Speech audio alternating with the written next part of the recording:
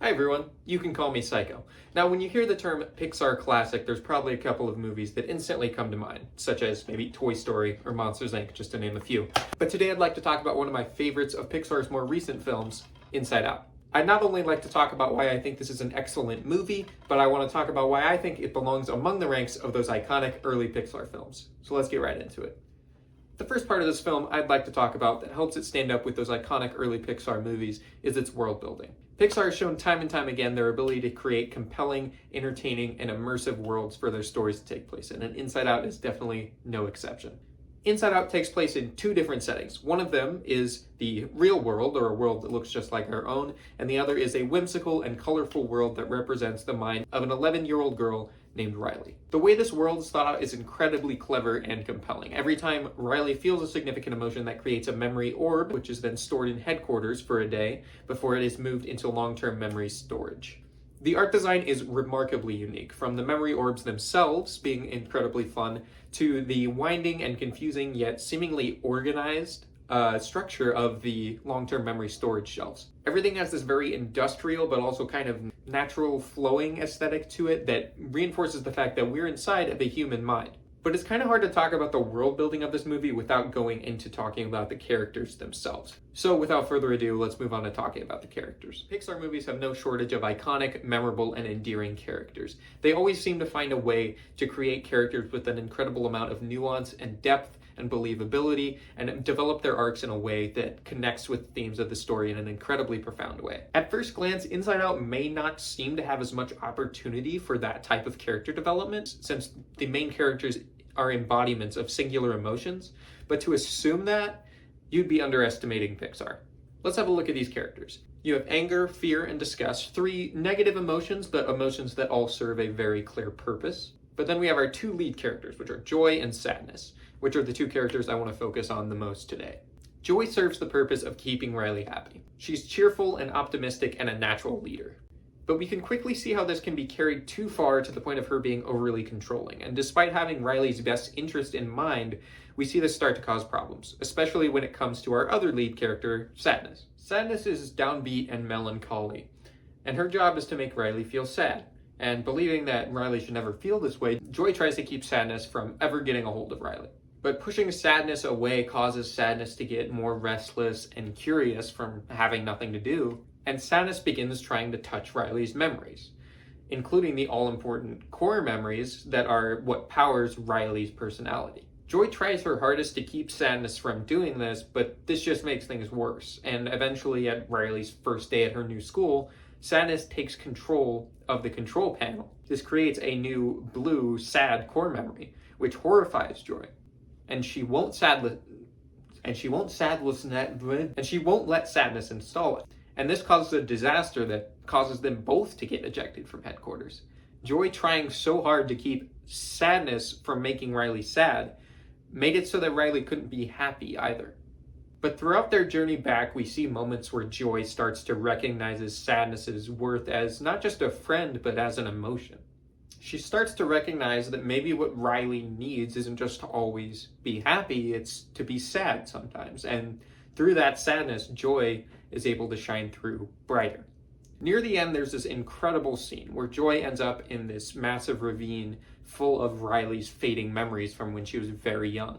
After she left Sadness behind, so that she could make it to headquarters without her, still not fully understanding what Sadness's purpose was. Joy is literally at rock bottom, and she looks at these memories of Riley as a toddler, realizing these moments are going to be gone forever, and she cries.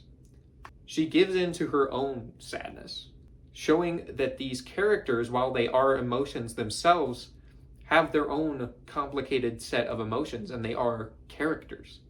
Joy is an incredibly complex and nuanced character. While she has Riley's happiness and best interest at mind, she is incredibly flawed. In fact, her flaws come from the fact that she is the embodiment of Riley's joy.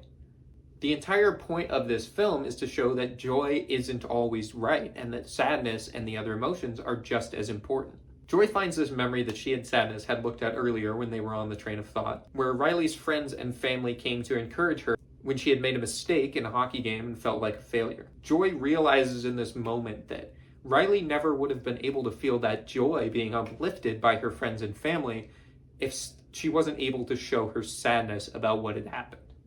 This moment is what I see as the completion of Joy's character arc. Sadnesses will come later, when she's finally able to recognize her purpose as an emotion in Riley's mind. But I'll talk about that part in more detail later. Both of these characters are incredibly well developed. And what's so spectacular about them is that they aren't really separate characters. When you step back and look at what these characters really represent in this story, these are just two different pieces of one character, which is Riley. Joy represents how Riley lets her desire to be happy control her, and how she views sadness as a bad thing and pushes it to the side until the moment it does come, it's devastating. She tries so hard to be happy that eventually she can't even feel anything at all. The journey that Joy and Sadness go through in this film is a visualization of Riley making peace with her own emotions and beginning to understand how they work and become a more emotionally well-rounded person. She begins to accept her sadness and realize it isn't something she should hide because she needs it. She can't always be the happy girl that she wants to be and that her parents seem to want her to be. She needs to be open about what she's really feeling in order to be free of that burden she feels is placed on her by her sadness. The fact that we spend this entire film with an incredibly engaging view into Riley's inner thoughts makes this possibly the best character exploration ever seen in a Pixar movie. But there's one character you've probably noticed I haven't mentioned yet, because he doesn't fall into the same category as the emotions do, because he isn't one. And that character is Bing Bong, Riley's imaginary friend from her early childhood. Joy and Sadness find him wandering around in Riley's mind in the long-term memory, clearly without a purpose, since Riley is obviously no longer young enough to play with him. At first glance, he just seems like a goofy sidekick for comic relief. How could this pink elephant made of cotton candy possibly offer anything impactful or meaningful to the themes of this story? Well, as you could probably guess, I'm about to tell you. As I mentioned, we see him wandering around in Riley's long-term memory, and we see him take Joy and Sadness to many locations that he regularly visits. But as their journey progresses, we see these locations start to get torn down, and we see his beloved rocket ship made of a red wagon and 2 broomsticks being thrown into the ravine, or the memory dump. It starts to set in for him that Riley may be growing up, and she really wouldn't need him anymore. And in the scene I mentioned earlier, where Joy ends up in the bottom of the memory dump, Bing Bong ends up down there with her too.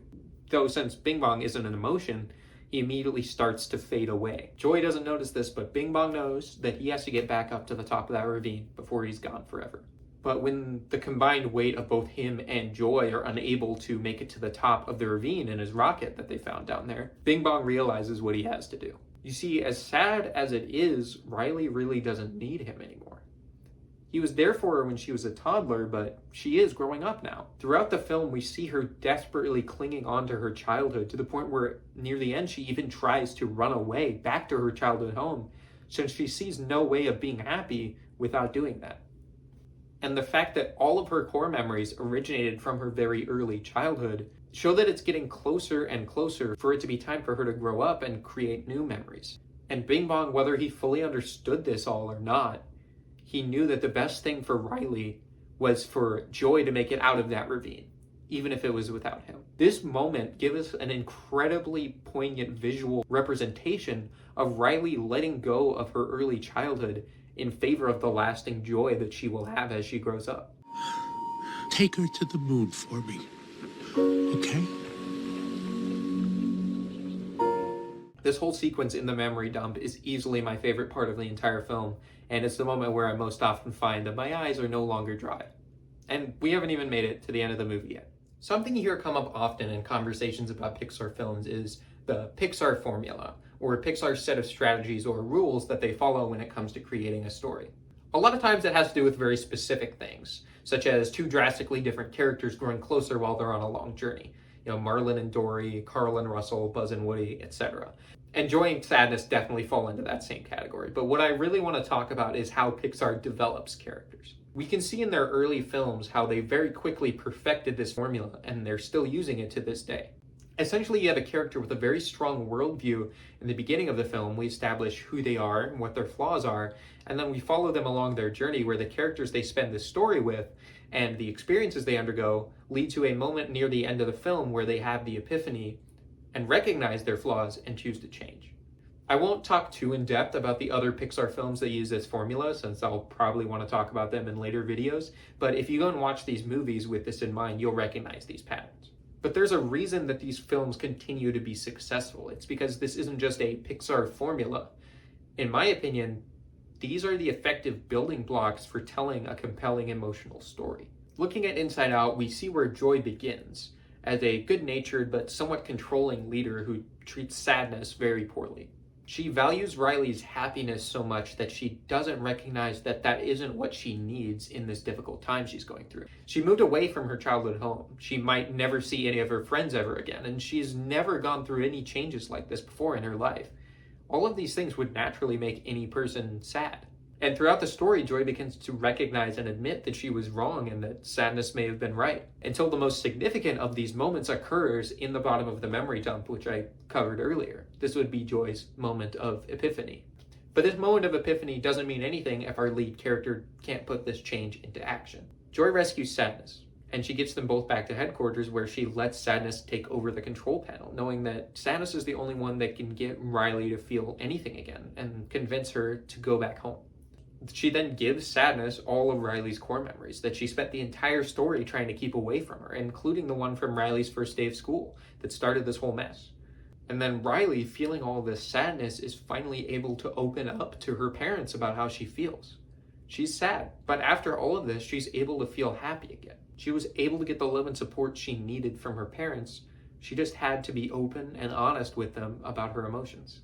The uniqueness and poignance of this story make it stand up with Pixar's early films, to where, in my opinion, it surpasses most of them. Pixar has truly continued time and time again to perfect their exceptional storytelling strategies, and this film truly shows that. They were able to take a very familiar template and create something completely unique out of it.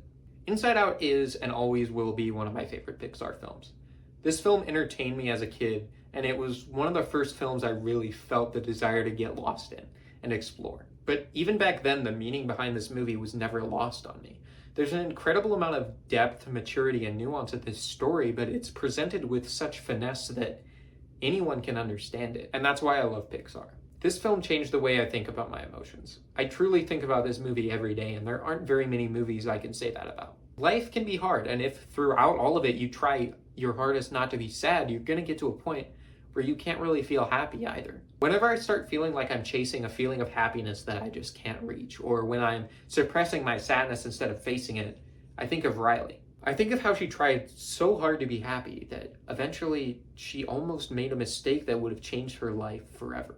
You can't run away from your emotions. You have to face them eventually, but it's your choice when that happens. So don't let it be too late. This movie has had a profound and lasting impact on me and my life, and I'm sure that goes for countless other people who have watched it as well. So on the very small chance that anyone who worked on this film ends up watching this, I want to say thank you.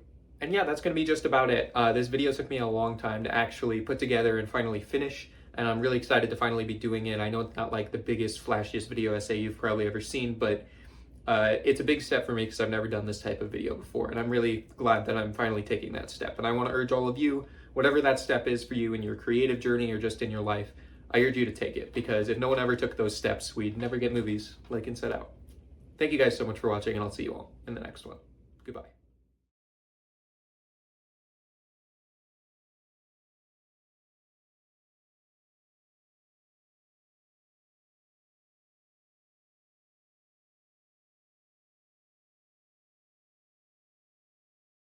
Now I gotta go buy my tickets for Inside Out 2. I hope it's good.